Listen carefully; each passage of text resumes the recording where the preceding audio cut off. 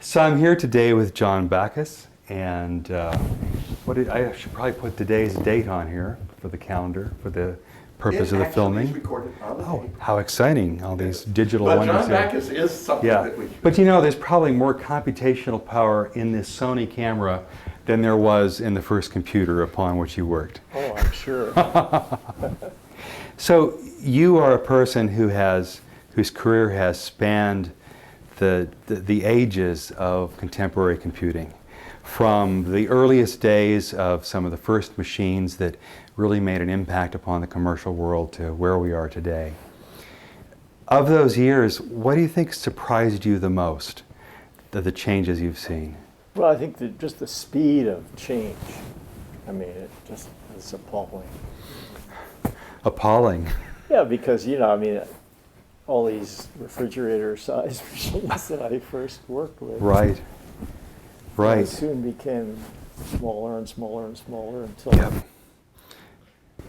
In fact, as I read some of the interviews, you were a fan of the Palm Pilot, and I think you had a TiVo at one time, and my goodness, still do. Still have a TiVo, all right, Yes. which probably did have more computational power than the Right. first machines upon which you worked. Mm-hmm.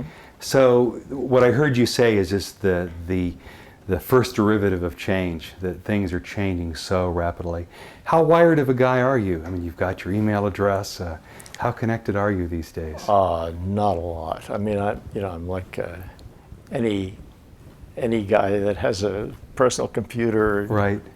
fumbling around trying to find my way in this mess that's out there, you know.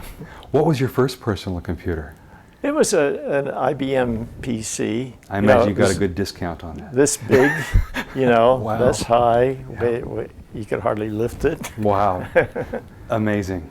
So, in fact, let's go back to some of the machines over which you worked over the years, because the first one was the SSCC. If I get that right, that's the selective sequence electronic calculator. What was the story behind the existence of that very computer? Why did it come to be? Oh, that was because IBM cooperated in building in designing the Mark I at Harvard, and Harvard gave them no credit, so Watson was really mad about that. That was Watson Sr.?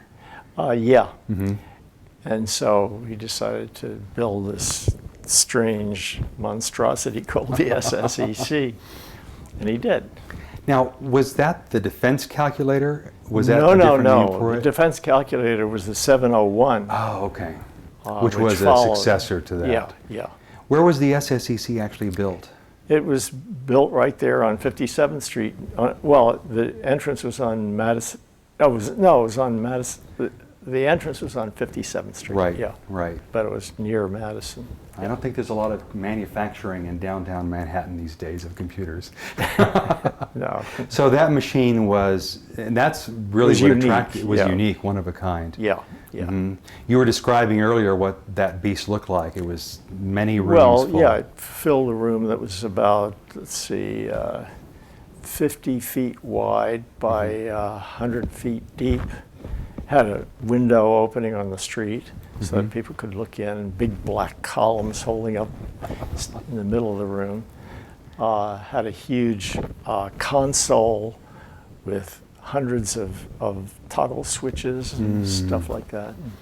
And then behind glass cases around the walls were tape units and relays, some of which would fall out as it was operating because they were heavily used. It was a fun machine. You know, it had it would make an error about every 3 minutes, and you had to stop and figure out, how to restart the thing. Right. That was certainly the age of machine building, because there was the Mark I around the time. Yeah. That was Aiken, if I'm not mistaken. Yeah. And Eckert and Mockley. There was around that time or a little bit earlier in their work? That was about the same time. Did you have any contact with those guys? No. At all? Just a quick side story. I think it was Mockley's grandson that went to the Air Force Academy, and I taught him COBOL of all things. Mockley came up once to visit us. It was interesting seeing him. So, and I recall in one interview that you were walking by the IBM offices and saw this display, Right. and that's what attracted you inside then. Yeah, yeah. What were you doing at that time? You were out of the Army? I had just graduated. I had just gotten my master's degree from Columbia. Yeah. So I was, but I hadn't even begun to look for a job, but I just found this place, and I walked in and it looked so interesting. I asked if they would give me a job. And they said? And they said, yes, come up and see the boss. And I said, no, I got holes in my sleeves. I got to, look respectable. But they said, they got me up there anyway. Wow. And I got an interview by Rex Sieber, who gave me a little puzzle that I solved, and he hired me. Wow, on the spot? On the spot. My goodness. Yeah. So at Columbia, you were getting your master's in mathematics, is that correct? Yeah. And you had, actually to go back in time a little bit before that, before Columbia, you were in the Army then? Let's see. Yes. Yes. Were you, so that was really the time of the Korean War? Or in World War II? That was World War II. That was 1945. Oh my goodness. So let's start there then. Where were you stationed in World War II? Well, my first station was in Camp Stewart, Georgia. Oh my, hot It's a place. very bleak, hot place. But I only stayed there for a few months, and then I was selected for Army Specialized Training. Yeah. And then I went to some little place in Alabama to get classified. And then I went to the University of Pittsburgh, which I enjoyed enormously because I was supposed to be learning all this stuff that I had already studied. So I just I spent a lot of time at a place called the Pittsburgh Playhouse, which was really a bar, and it's very friendly place. And after that, I was there, and then the Battle of the Bulge occurred. Right. And they were drafting everybody, so everybody in Pittsburgh was going to be sent overseas right away. Wow. And I had just taken a test, some kind of a test that qualified me for being sent to Haverford College instead. So I went there and had a very nice time at Haverford College. Where's that located? It's just outside of Philadelphia, okay. in Haverford, PA. Was there for a while, and let's see. Then my next step, I was destined to go to medical school. Yes. But in the meantime, I was sent to Atlantic City to work in a hospital. And so I stayed in Atlantic City working in this hospital 12 hours a day for a while, living in the Traymore Hotel on the boardwalk. And while I was there, I was working on the neurosurgery ward, and they noticed that I had this huge bump on my head here, which was a bone tumor that had been growing slowly, fortunately outward, for a long time. And they said, well, let's take that out. And so I became a patient on they operated, took it out, and I was a patient on this ward. And so I had no duties whatsoever, so I could just spend my time wandering around Atlantic City at night, which I did, and sleeping in the hospital. So that went on for a while. And then finally I got sent to New York and started going to medical school at, what was the name of it? Flower and Fifth Avenue Hospital. And I discovered very quickly that I didn't like medical school because all you had to do was memorize stuff. So I then,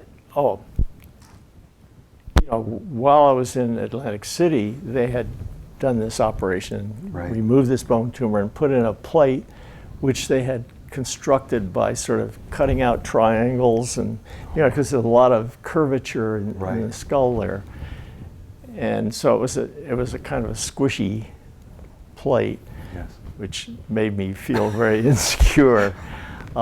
So when I was in medical school, I opted to go to a place a hospital on Staten Island where their business was putting in plates for veterans. Mm-hmm. And so I went there, and they took out the old one. I walked around for a while with nothing, just skin. Oh my! And That's exposed. yeah, it really felt weird. And then they put in, they took a cast, and they let me make the plate, actually. Oh my goodness! So, because you just had to put it in a hydraulic press and trim it up a bit, and which I did. And they installed it.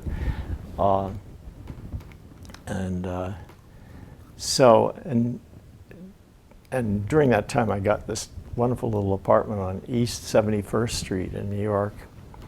It was cost $18 a month. Oh my! That must have been an exciting time to be in New York City. Yeah, it was. In Manhattan. It was a Hungarian neighborhood. I'm sorry, Czech, because it was a Czech restaurant just down the street from where I lived. It was very nice. I lived there for quite a while until finally I got married. But I had I had some friends from the Army who lived nearby. One guy was a composer who lived with his wife on the floor below in the same ratty apartment building, and another friend who was a singer who lived across the street. My. So we had a nice little. So, in walking by the IBM building, you saw this machine and got whisked upstairs. Yeah. Remarkable. Did you have any interest in computing prior to that time? No, no. There wasn't a lot There of it wasn't around. what was computing? What's that? Fascinating. If I may ask, let me pick up on something I you just said. like machinery. Yeah, because you're kind of a gadget kind of guy. Yeah. How did you meet your wife, if I may ask? Well, I was married twice. Mm-hmm. My first wife, how did I meet her? Oh, I met her at she was living with three other girls in an apartment in New York. Right. And this guy I had known at the University of Virginia took me to this place, and that's how I met her. And my second wife, I was introduced to by my first wife. Fascinating. At about the time we were about to split. Right. Because Barbara was an English teacher at Berkeley. Yeah. And Barbara had taken her course in poetry. Small world. Yeah. So back to the SSCC, what did they hire you to do? Programming. What else? Down to the machine level. What did programming mean for a machine like that? To a contemporary programmer, that would be so foreign. Yeah. It was weird, because you had the whole machine to yourself for months. Wow. I'd imagine the room got a little warm too. No, it was air conditioned. So, the first problem I was assigned to was this one that one of the machine's co-inventors was working on. It was a problem to calculate the position of the moon, which is a very difficult thing to do. It was a Fourier series of about 1,000 terms or something. So I worked on that. And this was long before the U.S. had committed itself to any space program, really. Any lunar program at all. Yeah, such ideas were just totally, although you're making a big transfer in time there to think in those terms. Interesting. Yeah. Interesting. So your background as a mathematician served you well then to do that kind of thing. Well, to say my background as a mathematician, I was never a mathematician. Really? Really, I mean, no. You know, I like some of the more abstract stuff, but I didn't. I was never a scholar. You know, never liked to study or learn anything.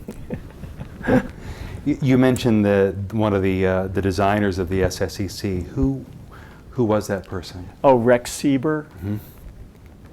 So then from your experience with the SSCC, you then went on to produce speed coding, the speed coder? Yeah, yeah. And what were sort of the things that influenced you to create that in the first place? Well, programming, you know, in machine code was pretty lousy business to engage in. Yeah.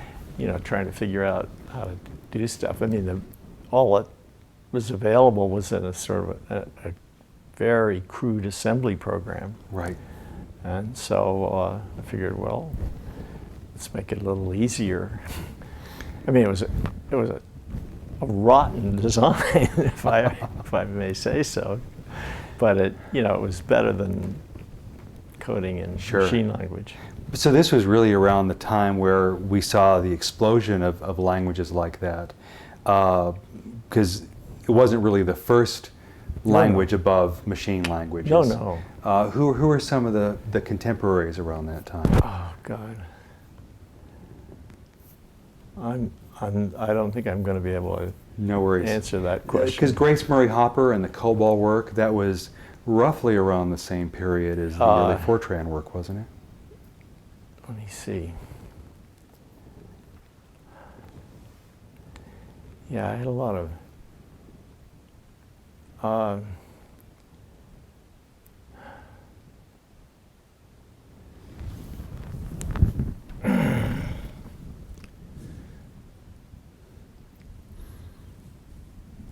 I forget when Grace's work actually was, and the I- COBOL work.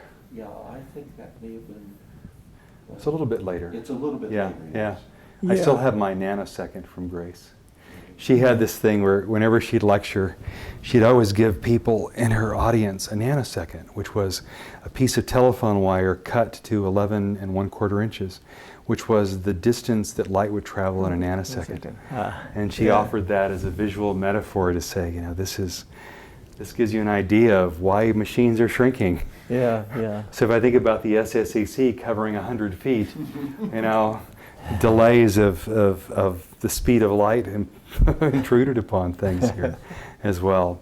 So, and then from the experience of the speed coding work, that's kind of what led you to write the memo to your boss saying, hey, I've got this idea for a higher order computer language. Yeah, because we were moving to the 704, which Right. had built-in floating point, Yeah. built-in index registers, which was all that speed coding was supposed to supply. So what the hell? And the 704 being the first machine with core memory as well, too. Yeah, yeah. Well, tell me a little bit about the 704 and its sort of size and shape and such. Well, it was, you know, it was a box about this big, Yeah. about that thick, Mhm. and about that high. Yeah. And, you know, it was a big. It was a big machine. Yeah. And as we were talking earlier, the management of IBM was of mixed feelings with regards to the Yeah. utility of the 704, because you Yeah. had Tom Watson Sr. Yeah, he was very skeptical, Yeah. but Junior was not. I mean, Oh. He was sort of all for going this direction.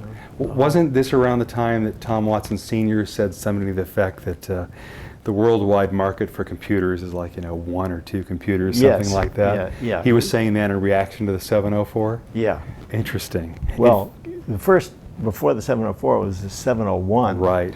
Which had no index registers, and no, you know, it was a very primitive machine. Were you involved with the machine designers at all, or was it sort of just handed to you? And No, I was part of the, in fact, I sort of credit myself with getting index registers and Interesting. stuff and floating point built into the 704. Wow.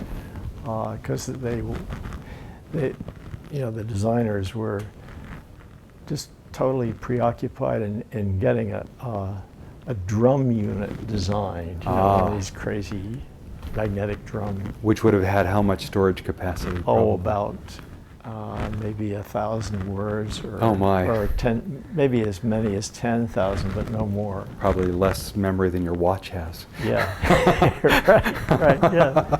Things were bigger in those days. So the market for the 701 and the 704, where was IBM trying to head with that? The 701, there were 18 701s. And the 704, there were quite a few more. I couldn't tell you how many. It was. So you actually influenced the design of those machines and the introduction I of I was on the design team for the 704. Was the notion of bringing index registers and floating point in viewed as radical by the design team? Well, actually, I kept sort of suggesting that they do this, and they kept talking about this damn drum.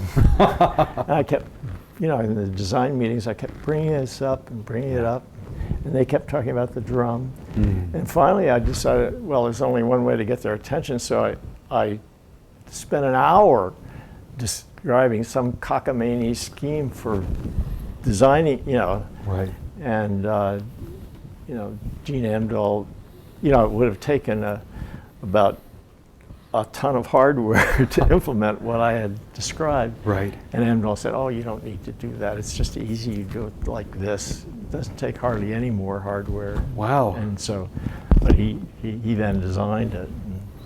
Remarkable. Yeah. So the interaction between you two led to some important innovations in that machine then. Did you do much further work with Gene?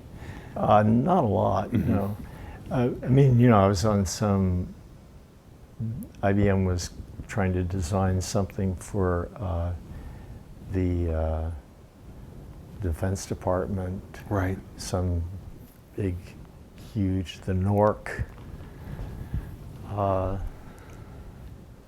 And, we kind of interacted Right, right, on right. those things. There were a lot of committees in Yeah. Poughkeepsie and stuff.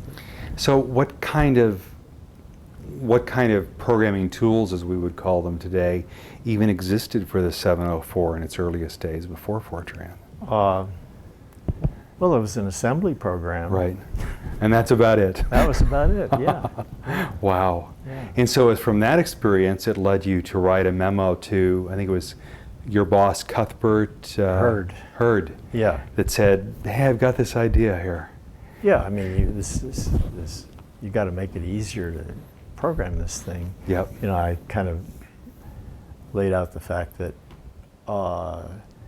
that half the cost of running this thing was programming it. I mean, when counting the machine cost Right. and everything. And In fact, you used a phrase in one of your interviews that said, the assumptions under which we created Fortran really, aren't valid anymore. What were the assumptions that Fortran was created with? And I think you just said it to some degree. It was just cost reduce the cost of programming. Yeah, right. Yeah, because it was just so slow. The process of producing programs. Machines were very expensive too. I mean, like the rental for a 704 was, in the millions.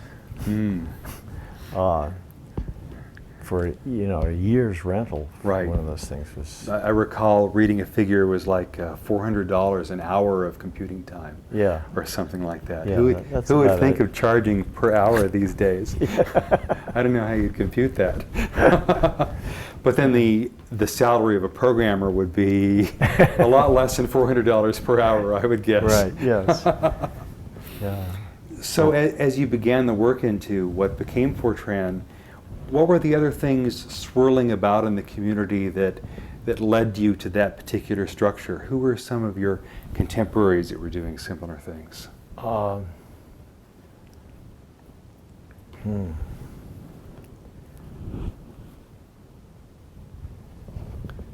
So I don't even know some of the names Yeah, around that time.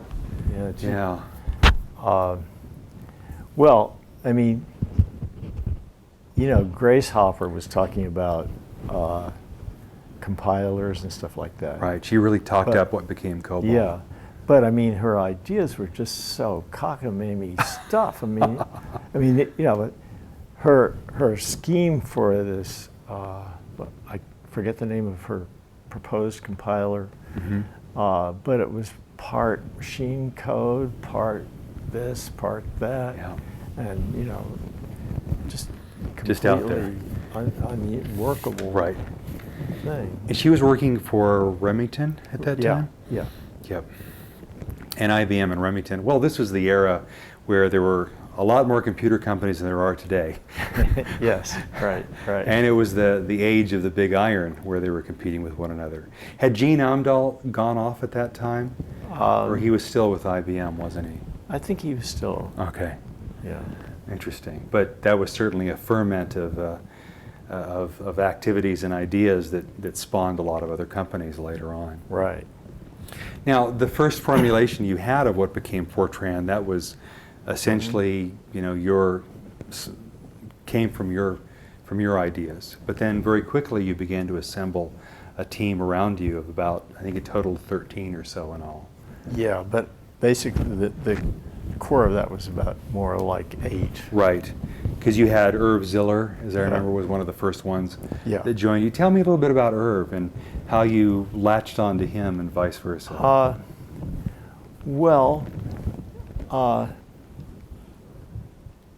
I was originally in what was called the pure science department, which Rex Sieber ran. This is really before IBM had started the labs, is that correct? Or just around the same time? No, there were lots of Okay. labs was in Okay. existence. Yeah. Okay.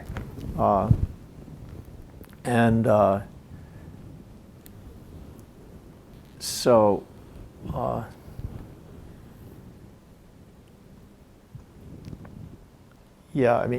Hurd was running the applied science department. Right. And Irv was one of the first people in the applied science department. So when I started working on this project, Yes. I got moved to the applied science department Mm-hmm. because Sieber didn't really want anything to do with this stuff. And so, when I pitched this to Hurd, it was easy to persuade him to let me get Irv Sure. to work with me. And it just sort of went like that. And that would have been one in by one. 54-ish, 55? Yeah. Yeah. Yeah. And then, so you two toiled for a while, and then slowly the team grew Yeah. over time. We were allowed to hire people. Yeah. Yeah. And as I recall, the management touch around you was pretty light. That perhaps, I'll put it this way. Very you, light. You probably succeeded because you were left alone. Yes. Yeah, we were off in a building on 56th Street Yep. on the 5th floor of a little small building. Yep. And, So tell me about some of those years, because I guess it's sort of like contemporary software that you kind of set a date saying, we'll finish by then, but it kind of stretched out, didn't it? it kept being extended by 6 months every time somebody asked. But we had a great deal of fun. It was a very nice group of people. Yeah. My main job was to break up chess games at lunchtime because they would go on and on. In fact, I read that you guys used to play a lot of blind chess. Maybe I mistook it in one of the interviews, but Yes. tell me about that. I don't know who, Harlan Herrick was the chess Yeah. freak, and he got people involved in that. But Yeah. I don't think there was some of this Yeah. that blind chess Right. going on, but it was mainly just regular chess. Right. Right. Uh, You've repeatedly used the words that was a really fun time. yeah. But Yeah, it was. what made it so fun? Well, just because we all got along very Uh-huh. well, and we had these challenging problems to deal with that, we kept talking about and discussing, and we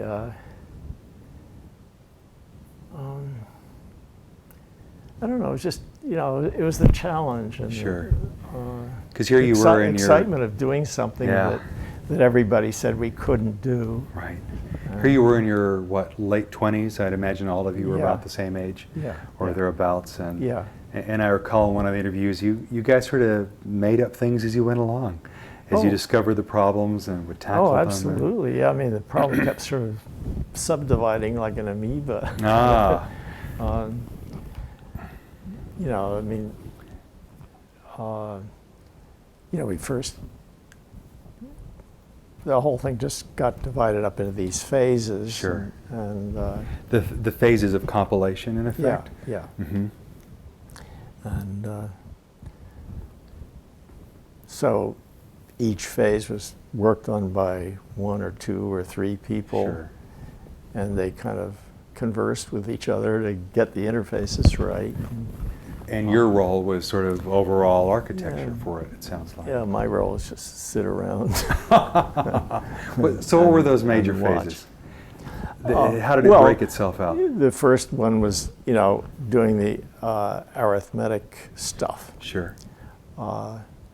And so that took in all the data from the code Yep. that was written, and it produced the arithmetic code and stored a whole lot of data for the next phase. Right. And the next phase was dealing with indexing, Mm-hmm.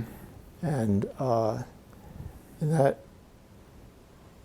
they really couldn't deal with because of the only having 3 index registers. Oh my. So I decided that they should do it for a machine with an unlimited number of index registers. Right. And they did that. And the third phase was to sort of just put together all the stuff that had accumulated. And the fourth phase then did this sort of, what's the name of it? Monte Carlo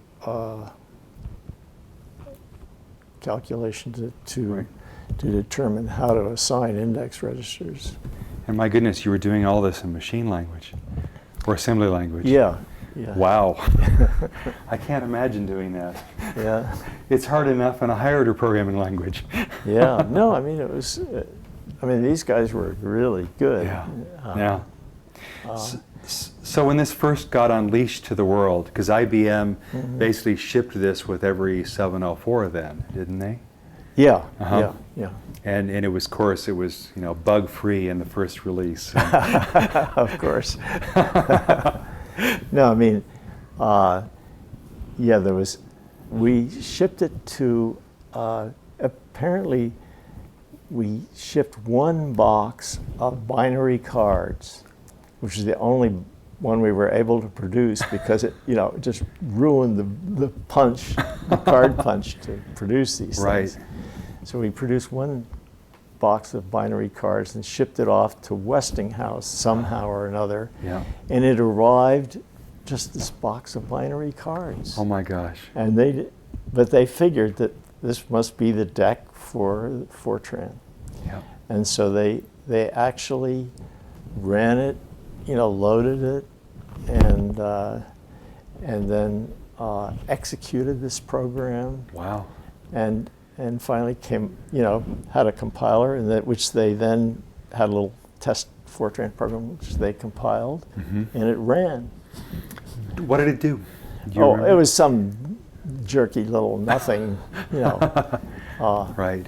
But it was the first instance of an executable outside of your own group. Yeah. Wow. Yeah. And of course, that was the only time it worked for them for a long time thereafter.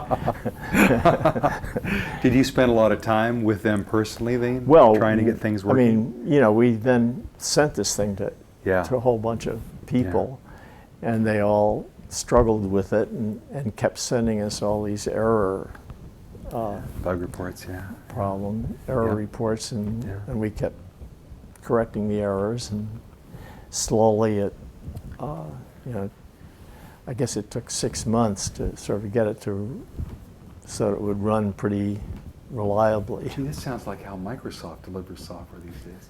We probably don't want to keep that one on the tape.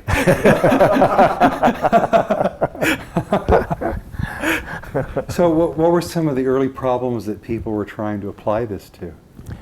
Oh, they were mostly aerospace Uh-huh. stuff. Those were the big customers Sure, like of the day. You had Like Boeing and such around Boeing, that North American, and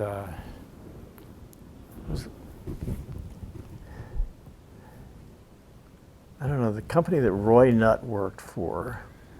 ooh, that name's familiar. Yeah. Don't remember. Because Yeah. Roy was a person on your team, wasn't he? Yeah, yeah. What work did he do in He did those the spaces? he did the assembly program.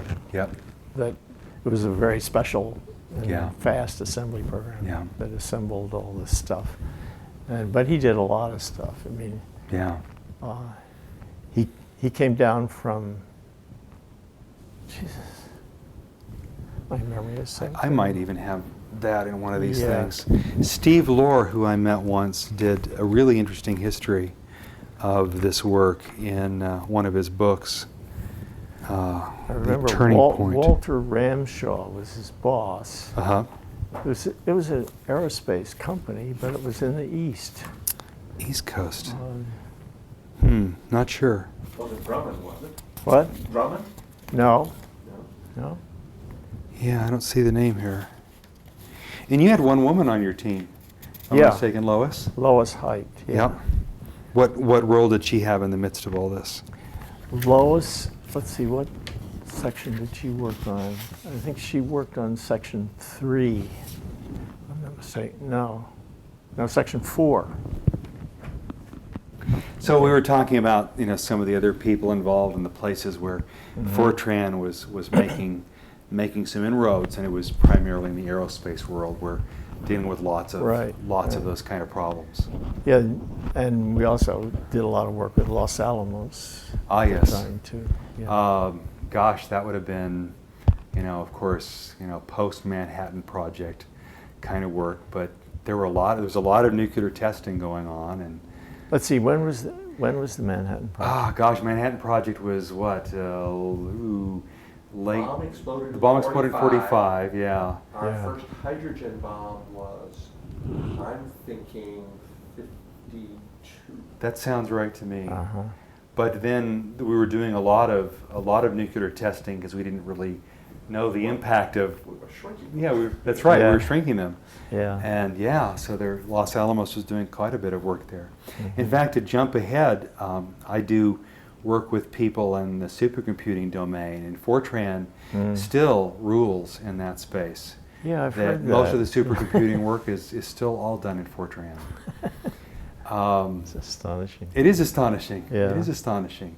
But a lot of the weather Well, they have all forecasting those programs- dusty decks. Yeah. To I don't deal think they with. use punch cards anymore. I know, but the equivalent there. The equivalent of. Well, Yeah, but it's yeah. amazing how much that software still lives because Yeah. they're probably using those algorithms which they existed decades Sure. ago. Yeah. And some of the nuclear simulations and weather simulations and stuff, that stuff is still pretty much all Fortran these Mhm. days. Wow. So that was Astonishing. Fortran 1. Mhm. What led to Fortran 2? Well, it was.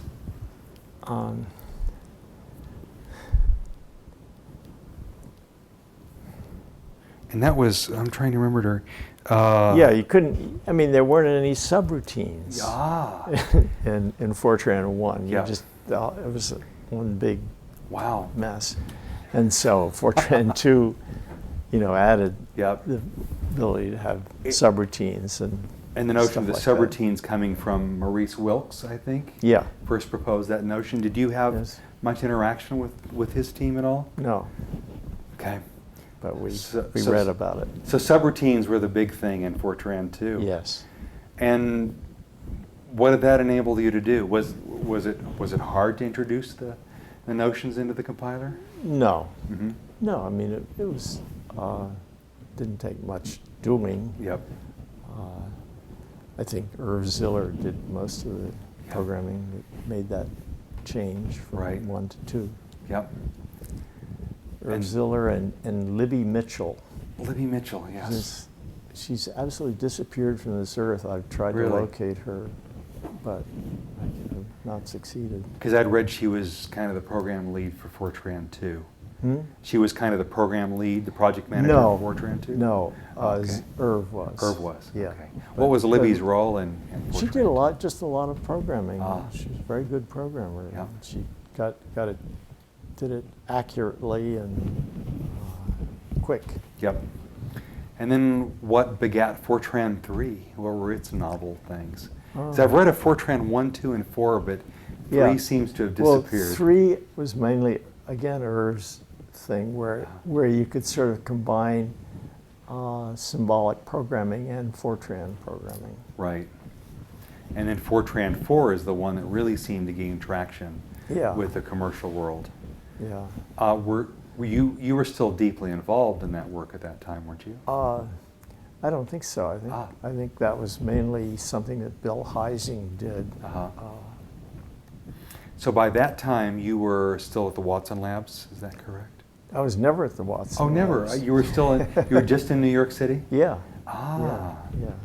Interesting, because I thought I'd read somewhere you were at the Watson Labs. So you stayed in Manhattan this whole time? Yes. then. Yeah. Interesting. And then it wasn't until later that you went out to the West Coast. No, wait. Let me get this straight now.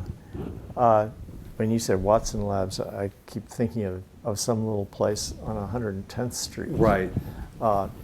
But I meant upstate New York a little bit. Yeah, you meant out in Yorktown. Right, right. Yeah. See, when did I move there? See if I have the notes on that. Yeah, I couldn't find a date for that one because you were in New York City for most of the 50s, and then you ended up at the San Jose Labs, I think in '63. So, right. I wasn't at the Yorktown lab for very long,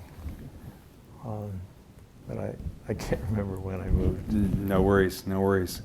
So, with Irv and others taking more up on Fortran IV, where did you find your work leading? Where was it leading you? Well, it's leading me nowhere, basically, because I was in a sort of obsession about the four-color problem. I think we just lost the microphone there. Yeah. It fell off again. Sorry. No worries. Sorry. Well, it was just some crazy ego thing that, I mean, I was totally ill-equipped to deal with it, but I had some idea that I was going to generalize it and thereby make it easier to solve or something like that. But, you know, I mean, it was simply the idea was to prove that any map on a plane could be colored with 4 colors without having neighboring countries of the same color. And you know, I messed with that for ages and ages and ages. Never got, you know, I had all these nutty little theorems that I proved, but never really did it. So for although identifying yourself not as a mathematician, you were dealing with some pretty deep mathematical issues. Well, I was dealing with a difficult mathematical problem, but I would never say that I was dealing with deep mathematical issues.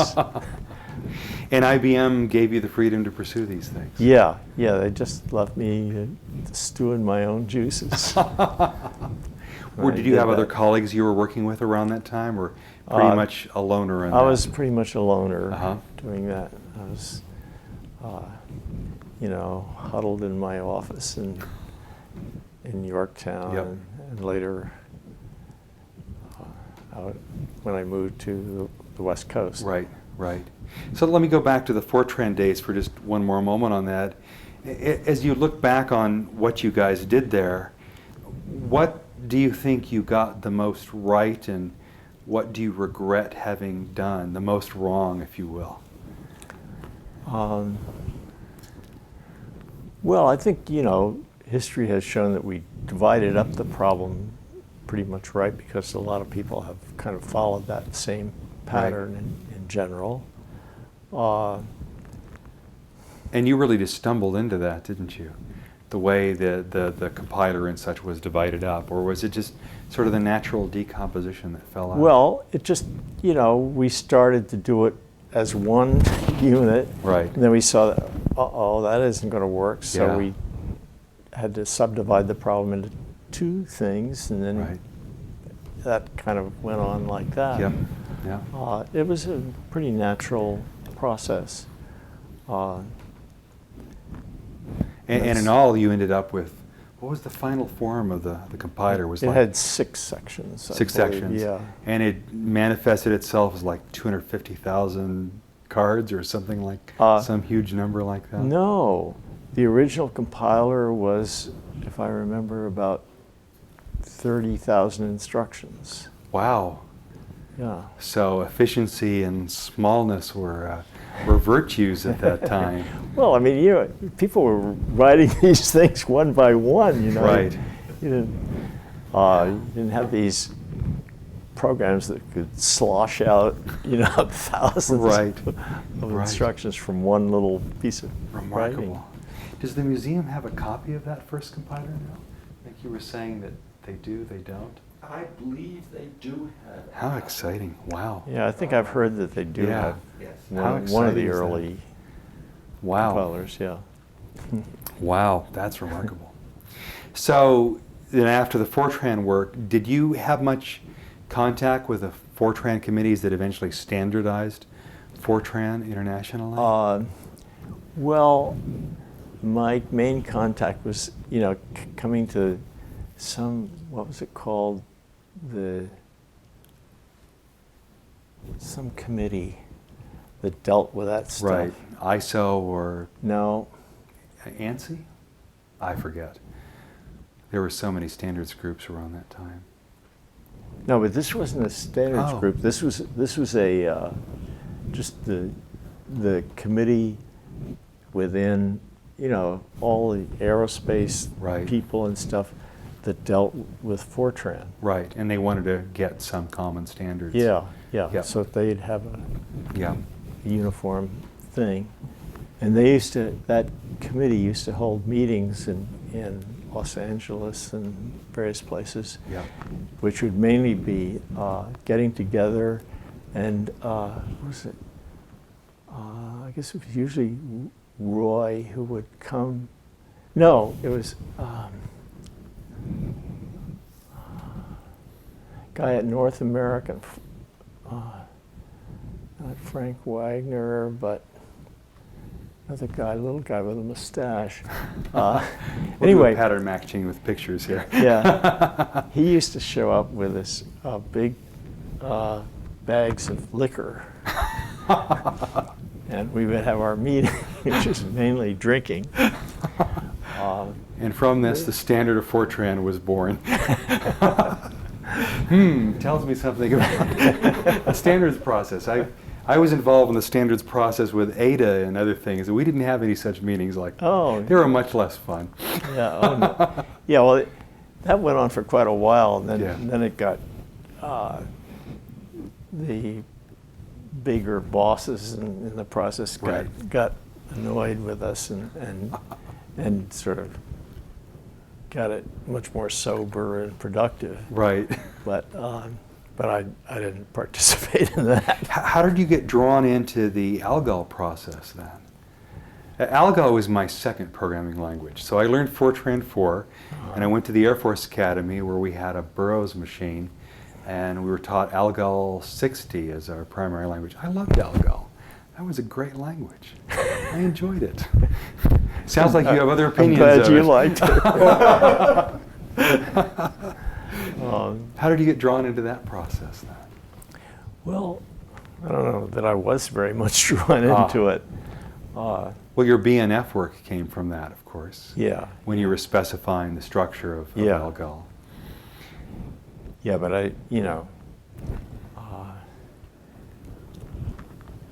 was a big committee Sure. deal, and and I don't think I contributed very much to it. How did you and Peter get together, Peter Nauer, to specify the syntax? Well, you know, I had come to one of these meetings with this BNF descriptions, a little Sure. paper, and I handed it out. You know, I hand carried it because it was so late in the game. Right. So I had these copies that I dragged to the Yeah. meeting and passed out to people. Yeah. And nobody paid any attention to it. Really? No. No, and except Peter Nauer. Ah. And when he came to write up a thing, he used this descriptive method Yeah. and improved it in the process. In retrospect, I can't imagine specifying a language without using BNF. So what were they doing before that time frame? It must have been They were very muddled. just writing English. Wow. Yeah. And giving examples Yeah. and stuff like that. I had read you were influenced by some of the work of Noam Chomsky. that Yeah, led you- well, that's a funny story. Yeah. You know, that's what I said and what I believed, Yeah. and yet, who was it? Somebody sort of proved that I was wrong about it, that I hadn't got it from Noam Chomsky. Interesting. So, because you know, the dates were all wrong. Interesting. Somehow, but God, who was that? Oh, No worries. No maddening. worries. Yeah. But so what became the de facto way really to describe the syntax of languages was something that I heard you say just came in late in the game in Algol. And gosh, now we look Yeah. back on it, and I would have sworn I thought it was a fundamental piece of the creation of Algol. But No, I mean they were, you know, inventing that language long before. right. And it was, the description was pretty much of a mess. Wow. Uh, But the BNF work, I mean, it's been so influential in other languages. I know Ada picked up on it. Didn't Virth use it to describe Pascal as well too? And I think so. I mean, yeah. pretty much every language. Did you have any interaction with Nicholas Virth at all in the Pascal work? Not in designing Pascal, Right. no. But, you know, we would meet in these meetings Yeah. quite often. Right, right. Yeah. So in your design of Fortran, are there things that, regret's the wrong word, but it's like, you know, gosh, I wish we had done this thing a different way because we now created generations of programmers who are doing these terrible things. Is there any such thing in Fortran like that? Not that I'm aware of, because, you know, I mean, I never used it very much, so I... Really? Interesting. So, as a programmer, what did you program in most of the time? I never wrote many programs. Uh-huh. I was not good at doing that. Mm-hmm. And I, you know, what kind of programs was I going to write anyway? True. I mean, True.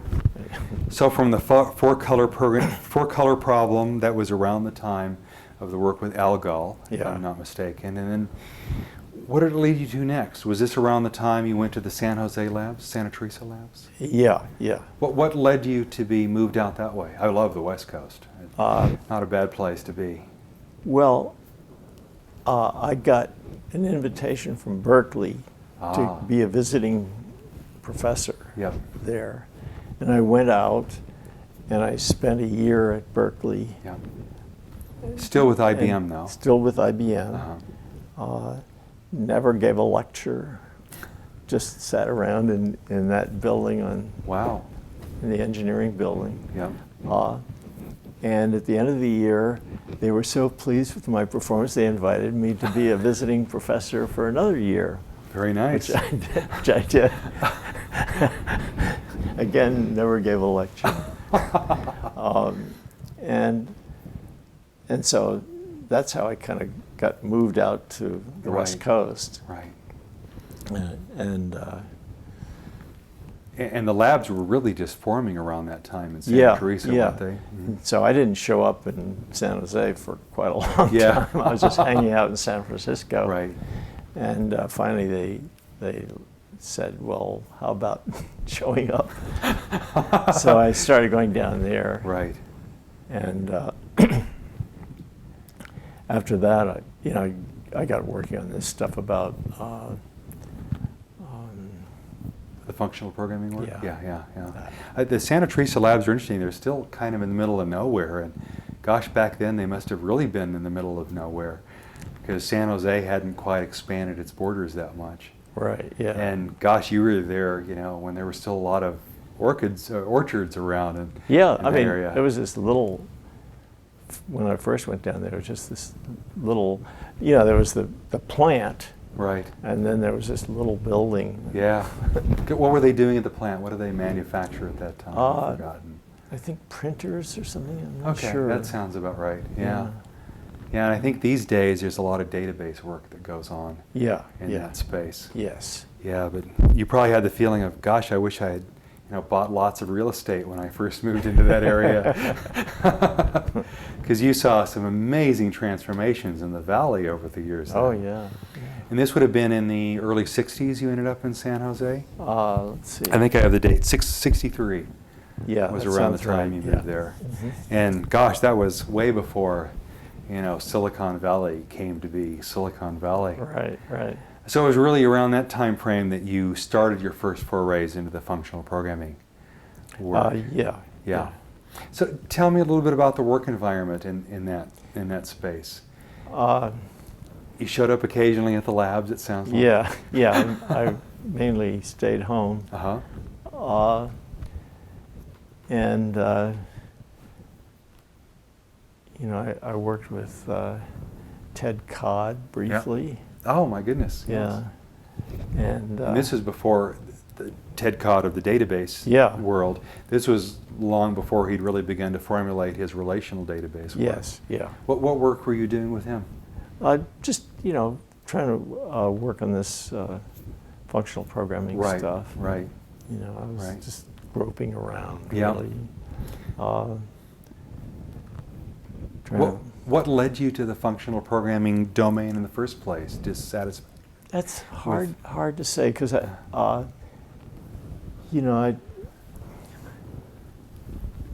was just trying to think of some sort of really higher level programming that wasn't as difficult as Fortran.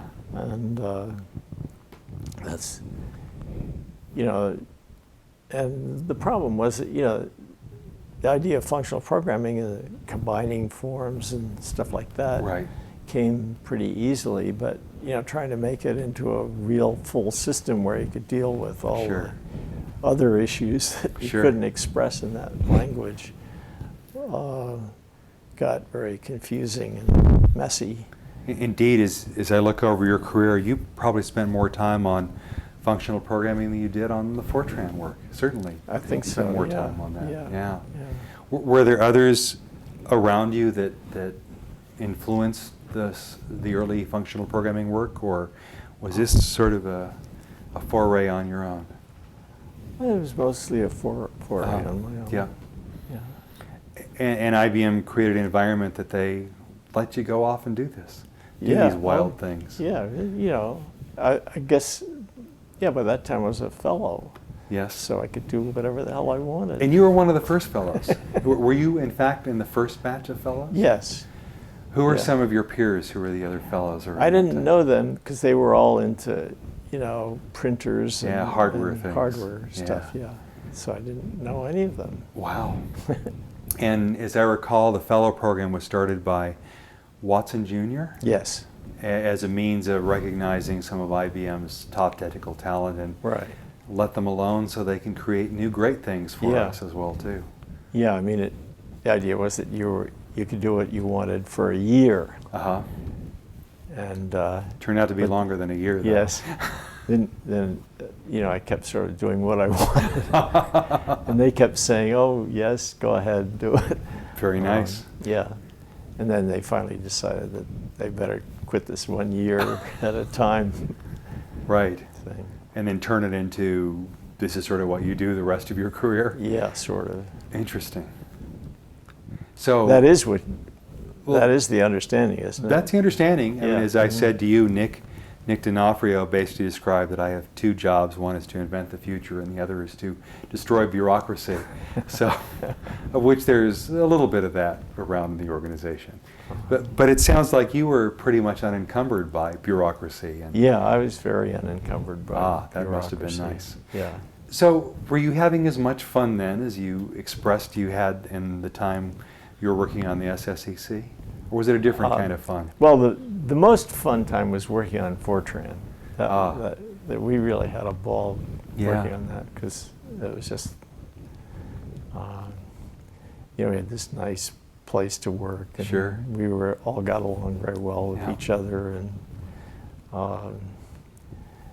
at one point we were in this hotel across from Saks Fifth Avenue, and everybody Oh my gosh.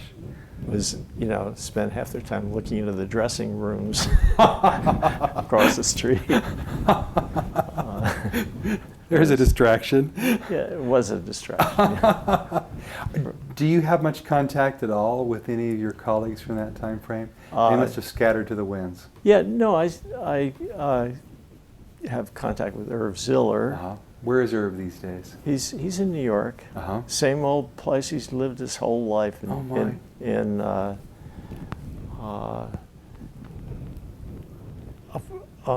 across the Hudson, just in Yonkers. Or Oh my goodness. Yeah. Not Yonkers, it's Riverside. Riverside? Okay. Yeah. Wow. And he stayed with IBM for a long time then. Yes, he did. Yeah. Yeah. IBM tended to hold on to people a long time. He became very closely associated with the vice president. I forget the name of the vice president, but he was sort of an executive without portfolio, sort of. He was a very smart guy. Lois and Roy and Pete and Bob and Dave, any of those other folks? Well, a lot of them are dead. Peter is dead. Harlan is dead. Roy is dead. Lois? Lois is still alive. Yeah. Time marches on. Yeah. Indeed it does. So let's move back to San Jose and such. I think you were made a fellow, that would have been 63, around the same time. Yes. So was that at the same time you were moved over to the West Coast? Yeah. And so you began the functional programming work. Tell me about some of its earliest formulations. What were the problems you were trying to solve that Fortran didn't quite solve? You mentioned. Well, I was just trying getting to be a levels. higher level, so that you didn't have to get into all this gory details and stuff.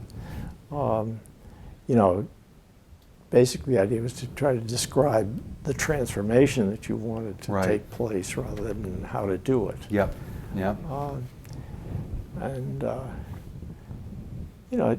It evolved very slowly and peculiarly. I had no idea about combining forms when I started. Sure. And just finally hit on that idea and developed it. And it really fermented in a time frame where there was an explosion of other languages, because you had, there was Pascal, there were the successors to Algol, there was, Ada, what became Ada, and what did you think of the whole Ada effort? You were around that time frame. Well, I thought it was a pile of stuff, Tell us what you really feel, John. Don't hold back here. It was just so incredibly bureaucratized and complicated and impossible to learn.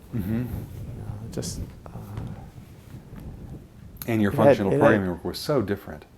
Your functional programming work was going down such a different path of pushing simplicity and power of expressiveness and the like.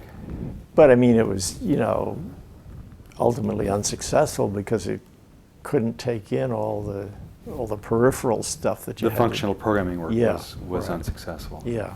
And let's dwell upon that for a moment, because there were some other papers that I saw after your Turing Award lecture, which was also a turning point, because I think it was I describe it as a wake-up call to language developers and programmers saying, there's a different way of looking at the world here, and the world was going down a very, very different path. So let me pursue that point of why you think it didn't succeed. Well, because the fundamental paradigm did not include a way of dealing with real time. It was a way of saying how to transform this thing into that thing, but Right. that was no element of time involved, and that was where it got hung up. Yeah. And that's a problem you wrestled with for literally years. Yeah, Yeah. and unsuccessfully. So after the Turing Award work, when that was 1977, you were given the Turing Award, and that paper was incredibly influential. I know there was some other work in functional language at Berkeley and others that really picked up on it well, that tried to make that more concrete. Right. And how long then did you continue on with that? It's really till until your retirement in '91? Yeah. Or were there other problems? Yeah. Interesting. So, that was also around the time of lots of other languages. We saw the beginnings of C and what became C++, and Smalltalk was around that time. Yeah. What did you think of those languages? I never learned them, so I Ah. don't have too much of an opinion. So if I were to ask you what your favorite language is, it would probably be, if there is such a thing. Yeah, I don't really have one. So what do you think of the contemporary languages such as Perl and Python and Ruby, and have you tracked any of those No. things that are going on? No. 'Cause I'm a terribly unscholarly person. And lazy. Yeah. Really? Yeah. Interesting. I would never have characterized you as such. Yeah, no, it's true. And so Fortran was a way to help deal with that laziness in a way. You could do Right, things better right. with it. Yeah, that was my motivating force in most of what I did was how to avoid work. Wow. Not a bad thing necessarily. So you said one time that the assumptions under which Fortran were made, they simply don't exist anymore, and those assumptions being, we needed to build really efficient programs. What do you think are reasonable assumptions for a language designer today for them to have to worry about?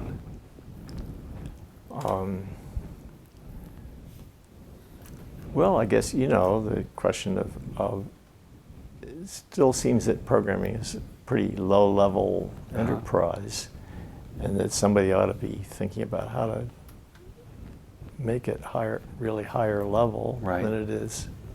That's. But functional programming wasn't a fruitful path, you think? Well, it wasn't. It's just that whole paradigm didn't include these other. Right. And somebody needs to find a way to include those other things. Do you think it's still possible? In a clean way. Yeah. I do you think it's still possible? I guess. I don't know. Interesting. It's a difficult problem. It is, and it's one that consumed you for a long, long time. Yeah.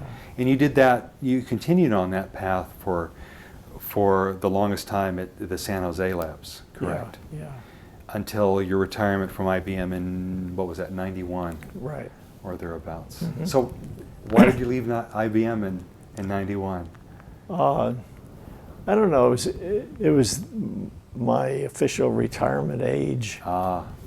So I just. So it was time to move on. Yeah. And from there, because you would have been 60-something around there? Yeah. 65. Yeah.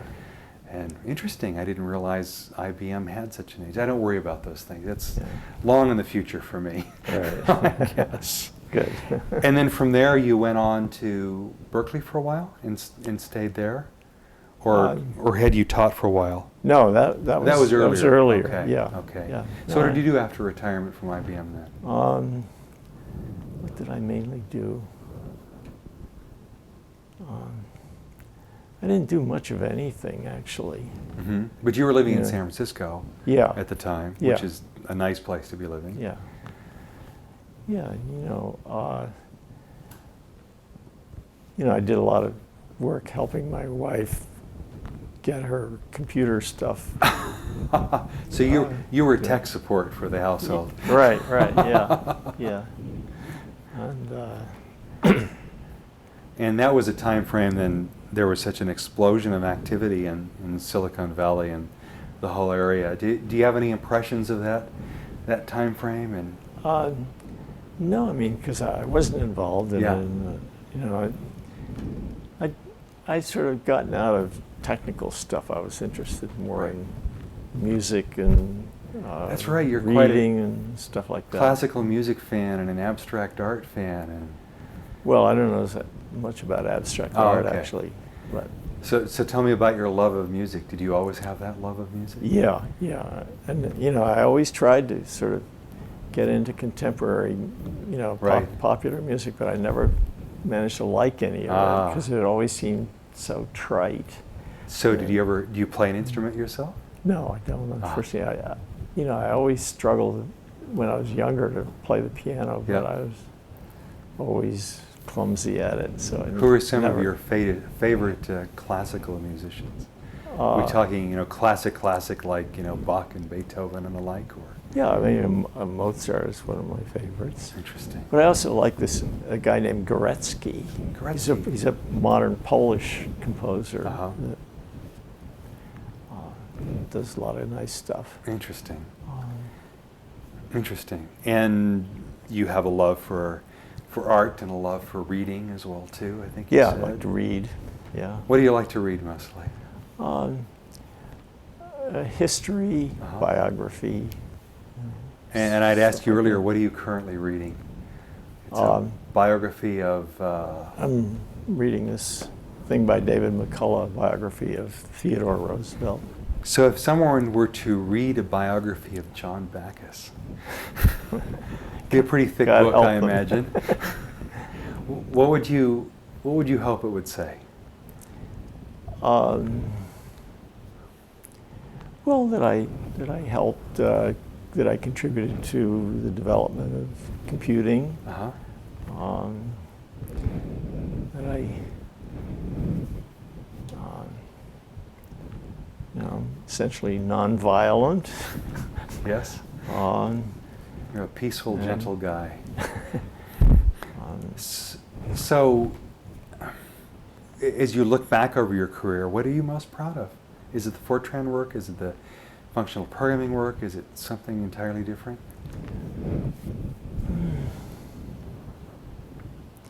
I guess the functional programming stuff. Yep. Yeah. What would be your advice to somebody that would want to take up the banner of functional programming? Where would you suggest they begin, and what hard problems would you like them to pursue? Well, trying to functionalize all the Yep. input-output stuff and, Helping it talk to the real world. yeah. Do you think there's a class of problems for which functional programming is better suited to solving than contemporary languages? Well, any problem that just wants to transform some piece of data into another piece, Got I'd it. say functional programming is better suited to that.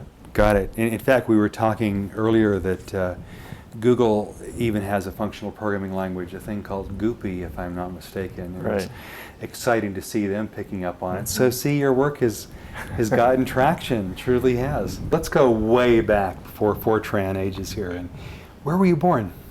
I was born in Wilmington, Delaware, a pretty lousy place. Yeah. How was it lousy? Just Well, it's the home of the DuPont family, and so it's a whole bunch of rich sons of bitches, acting up, right. acting rich. Yep.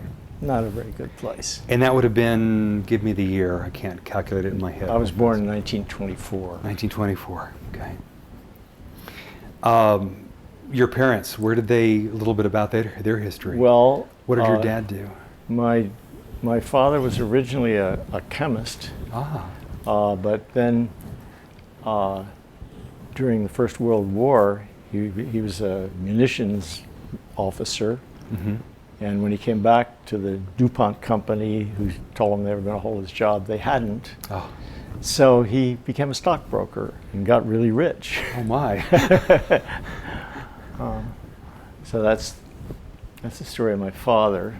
I mean, he was born in Virginia, a very poor family, Yeah. and sort of only went to 2 years of college and stuff Yeah. like that. But he was a smart guy. Not a very nice guy, but smart. My mother died when I was 8.5, and of course, until the late 80s, early 90s, I hadn't remembered anything about her until Right. I took some LSD and Right. remembered a lot of stuff that I would just as soon have forgotten, where she Right. was sexually abusing me. Right. But it was amazing, you know, until I took LSD, it was as if she hadn't existed. I had really just wiped her out of my memory. Wow. I couldn't remember anything about her except, you know, one incident in which she was plugged in a light thing and it short-circuited. The things one Sparks. remembers. Yeah. Wow. That's the only thing I remembered about her. Did you have siblings? Any brothers, Yeah. sisters? I have an older sister who's now dead, Uh-huh. and I have a younger brother who lives in Easton, Maryland. Ah. Very nice place. So you were the middle child. Yes. Ah. So were you a precocious child? Were you a No. energetic sports kind of child? What No, what I would was you a withdrawn. Really? You know, I think rather sadistic child. say? Sadistic in what way? Well, I used to get kids in this little shed in the back of our house and sort of mess around with them in some Right. nasty way, humiliating Right. way. And you went to school in Delaware there for I went to a school called Tower Hill School in Uh-huh. Wilmington, and then in the 8th grade I went to the Hill School in Yeah. Pottstown, Pennsylvania. Uh-huh. Did your dad remarry at all? Yes, he remarried to a really horrible woman. Oh my. My stepmother, who was really neurotic as hell. You know, for a while she was an alcoholic, Yeah. and would sort of hang out the window yelling at tradespeople. Oh my. And stuff like that. And she quit that, but she was always a bitch. Yeah. So then you were you grew up in that area, and then Yeah. after high school you left the region? Well, after I went away to Hill School, Right. I practically never came back to Wilmington. Oh, so your family stayed there, Yeah, but you then yeah, went away. yeah. Okay. And after I got out of prep school, Yeah. I moved to New York Got it. and got this wonderful $18 a month apartment. Oh my goodness. Wow. Too bad you can't do that these days. $18 a month. $18. That might buy you a second these days in New York City. Right. So what led you to New York? Remind me of that story. I don't know. I just, Yeah. it seemed like a good place to get away from my family. Definitely not a bad place to be. Yeah. And in fact, as you think about, being in grade school and high school and stuff, what did you imagine you wanted to be when you grew up? Or were you thinking of those kind of things? I didn't think about that at all. Ah. After I got to New York, my big ambition was to build a really good hi-fi set, which was not around in those days. No, not at all. And I built this. I got this huge chassis, this big, and had these Wow. gigantic transformers Right. and stuff. Didn't work very well, I must say, because I wasn't an electrical engineer. But part of the history I of you just tried. trying things, not Yeah. knowing that you were going to fail, Right, and just right. do it. Right. Wow, fascinating. Fun. In fact, I saw this as a theme in one of the interviews you did. You were talking about the book In Search of Excellence, I remember, which you talked quite a bit about. And I think you reflected upon the importance of failure from what we can learn from all that. Right. What have you learned from your failures, would you say? Both software and otherwise. It's a difficult question. I guess I'll start by asking, Well, have I've you learned failed not to more be than too you... optimistic. Pardon? I've learned not to be too optimistic and uh-huh. to realize that, doing something worthwhile is tough. Yep. Things like that. In fact, at lunch we were talking about sort of an aspect of that, and one of the things that motivated you in your work in Fortran and subsequently in functional programming was this growing complexity, and you used a phrase about complexity that I thought was interesting. Oh, the cesspool of complexity. Yeah, talk about that. What is this cesspool of complexity? Well, I mean, just look around. You don't have to, just look around at software and you see it everywhere. Or you see the contents of the cesspool, so to speak. It's just, everything is so complicated. Yeah. Everything comes with a manual that thick, and it's a mess. So how should we attack that complexity? Is it, I think Fred Brooks once spoke of it as the inescapable complexity that exists. Is it truly inescapable, or can we master it? Well, it remains to be seen. This effort at functional programming was an effort to try to go up a level so that you didn't have to keep saying how to do everything, but rather say what you wanted done. Sure. And it just gets that idea of saying what you want done bumps up against a lot of problems within input and output and stuff like that. All those real things But like that. But I mean, that's basically where I think it should go. That reminds me, speaking of Fred for a moment, did you have much interaction with the 360 project and Fred's work? Well, I had some interaction with it. I was involved in a lot of the design meetings and stuff. And I kind of disliked the whole idea of all these different machines, but I was really pushing for an identical design for the three middle machines in the class, and I guess I don't know whether that happened or not really. Yeah. So that programs would be all the same for them. Right. That was interesting. Yeah, that was kind of the business move on IBM's part, the whole 360 thing. Oh yeah. It definitely transformed the company. Well, happily that bet went well for them. Yes. But do you think there are any other kind of big bets companies should be making these days? Well, yeah, if they can really bet on software that will make it possible to say what you want done rather than how to do it, I think that would be nice. Yeah. So, here's a philosophical question, speaking of software. Is the world a better place because of all the software that's been written in your lifetime or not?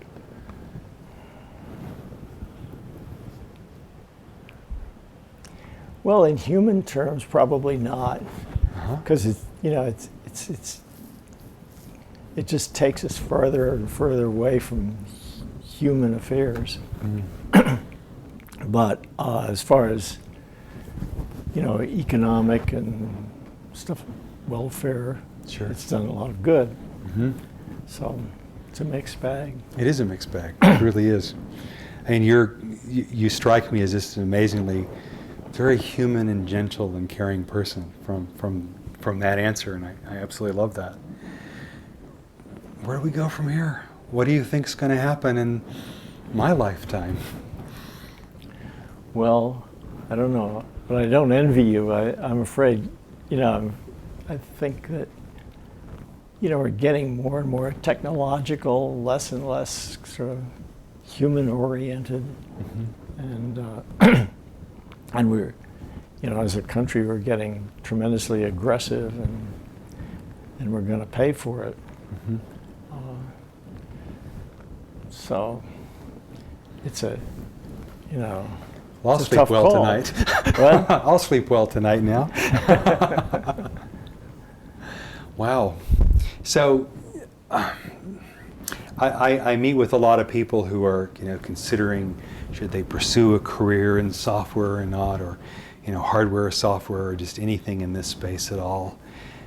Any advice you might offer if you were to talk to somebody, say in high school or something like that, saying, gee, what should I do here? What would you say to that person? Well, don't go into software. Really? Yeah, I mean, it's just such a complicated mess that, you just frazzle your brains trying to do anything worthwhile. And, Understood. So looking back on it all, have you had fun? Yeah, I had a lot of fun. Great. Yeah. And the most fun you talked about was the Fortran days and the, that was the a lot of fun. SSCC. And I had a lot of fun too working on the functional programming stuff. That must have been because you were breaking completely new ground there, and you were unfettered by legacy or anything like that to pursue it. And I had good, nice people to work with. Yeah. Now, who were some of the contemporaries you mostly worked with in the FP? Well, John space? Williams primarily. Do you stay in touch with John? Is he still active in this space? Very good. So let me look at my last set of questions here. But I think I may have covered the life of John. Wow, so many people you have interacted with over the years that, man, some of them, many of them are my heroes. You're one of my heroes. So I'm delighted to have met you. I think I've run out of questions. Good. So, anything been else nice, you'd like to man. ask? No, but thank you. Thank you Thank so you. much. This was a delight to have a chance to meet you. Well, And I've learned enjoyed some it. tricks about what it means to become a fellow. So I'll institute them.